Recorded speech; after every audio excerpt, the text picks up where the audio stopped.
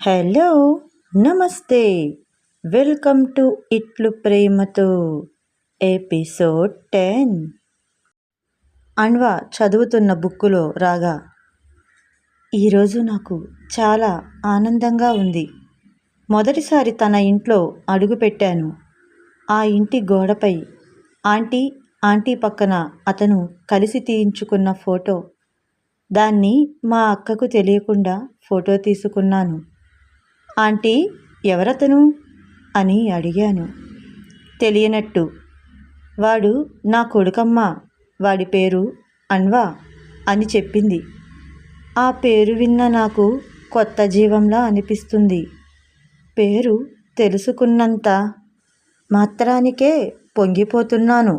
మరి నా మనసులో మాట అతనికి చెప్పి అతను ఒప్పుకుంటే ఏమైపోతానో అని ఆ పేజీ ఆపి ఉంది.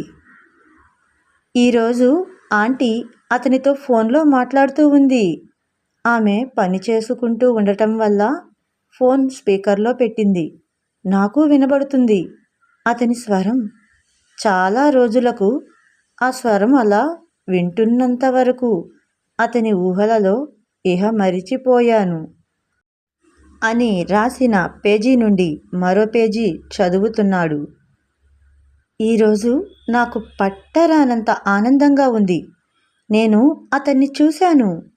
అతని చేతుల మీదుగా బహుమతిని అందుకుంటున్నాను. అతనికి అంత దగ్గరగా నేను ఉండటం ఇదే మొదటిసారి. అతను, అక్క, నేను నిలబడి ఉన్నాం అని అక్కడ రాసి ఉన్న ఆ పదంతో అన్వా ఆలోచనలో పడ్డాడు. అతను, అక్క, నేను అని ఉన్న పదంపై అతని దృష్టి నిలబడిపోయింది. అక్క మధ్యలో ఉంది. మళ్ళీ ఆలోచనల నుండి తేరుకొని చదవటం మొదలుపెట్టాడు. గిఫ్ట్ అందుకోవడమే కాకుండా ఇవాళ సాయంత్రం మేము వాళ్ళ ఇంటికి వెళ్ళాం. నేను అతన్ని సార్ అని పిలిచాను.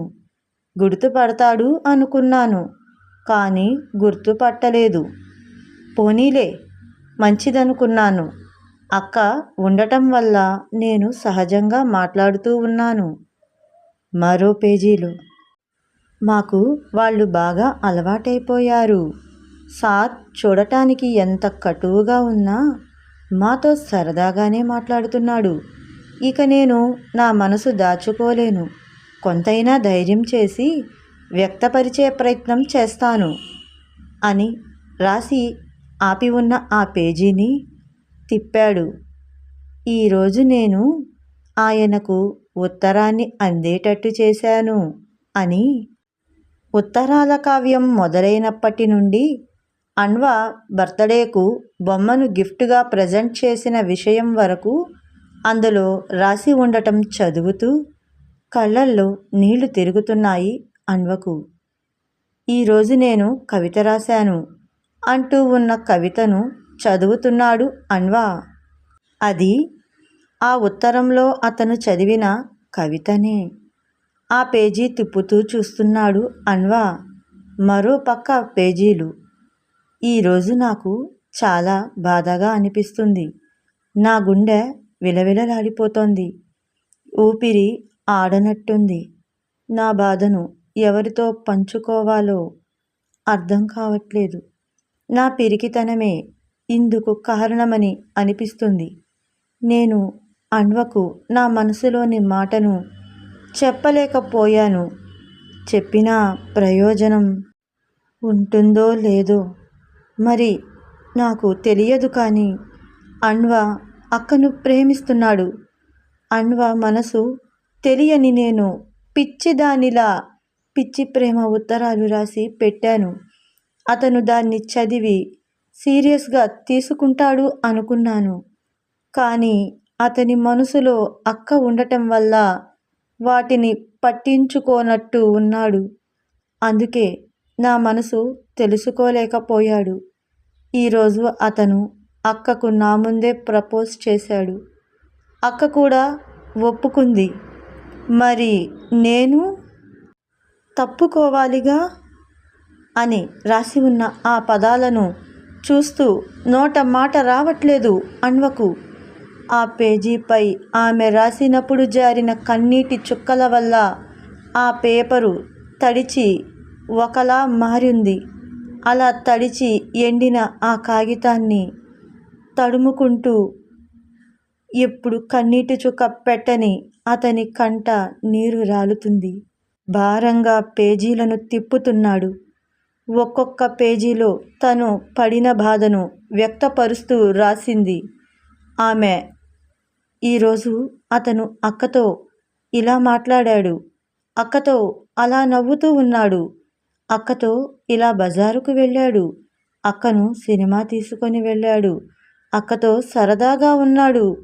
మరి నేను అని రాసి ఉన్న ఆ పదంపై మనసు ఆగిపోయింది అన్వకు. నిజమే, మరి ప్రేమించిన వ్యక్తి మన ముందే మరొకరి సొంతం అవుతుంటే అది బాధగానే ఉంటుంది. ఆ మరొకరు మనవాళ్లే అయితే మరీ బాధగా ఉంటుంది అని అనుకున్నాడు. ముందు ఎలాగైనా వీలు చూసుకొని గీతతో ఒంటరిగా మాట్లాడాలి అనుకున్నాడు. అమ్మకు ఆ బుక్కుని చూపిస్తూ అందులో ఉన్న దాన్ని వివరణగా చెప్పాడు అన్వ. రాగకు ఫోన్ చేశాడు. రాగా, అమ్మకు ఏదో తెలుగు అప్లికేషన్ రాసివ్వాలట. అమ్మ అక్కడకు రావాలంటే అమ్మకు కాలు నొప్పిగా ఉందంట. పోనీ నేను వద్దామంటే నేను ల్యాప్టాప్లో వర్క్ చేస్తున్నాను, పని మధ్యలో ఆపలేను. నువ్వు వచ్చి అప్లికేషన్ రాస్తావా? మినిమం 5 పేజీలు ఉన్నాయి. అమ్మో, నేను రాయలేను అన్వా అని చెప్పానుగా. రాయడం అంటే నాకు ఇష్టం లేదు. మరి ఆ రోజు రాశావుగా. ఆ రోజంటే నేను రాసింది 2 కాగితాలే. పైగా ఆ మాత్రం హెల్ప్ చేయకపోతే ఆంటీ ఏమనుకుంటారు? అందులోనూ అప్పుడు ఇంట్లో గీత కూడా లేదు, అందుకే రాశా. ఇప్పుడు గీత ఉందిగా, దాన్ని పంపుతా, అది రాస్తుందిలే. సరే బాయ్ అని ఫోన్ పెట్టేశారు. గీత ఆంటీ ఆంటీ అంటూ లోపలికి వచ్చింది. హాల్లో సీరియస్గా కూర్చొని ఉన్నాడు అన్వా. ఓకే ఫ్రెండ్స్, అన్వా గీతను ఏం ప్రశ్నించనున్నాడు? గీత తన ప్రేమను ఒప్పుకుంటుందా? నిజం పూర్తిగా తెలిసిందిగా. మరి అన్వా గీత ప్రేమను ఒప్పుకుంటాడా, లేక పెళ్ళిదాకా వచ్చిన రాగతో పెళ్లి చేసుకుంటాడా? తెలుసుకోవాలనుకుంటే వచ్చే ఎపిసోడ్స్లో చూద్దాం. అంతవరకు బాయ్. Like, share, subscribe.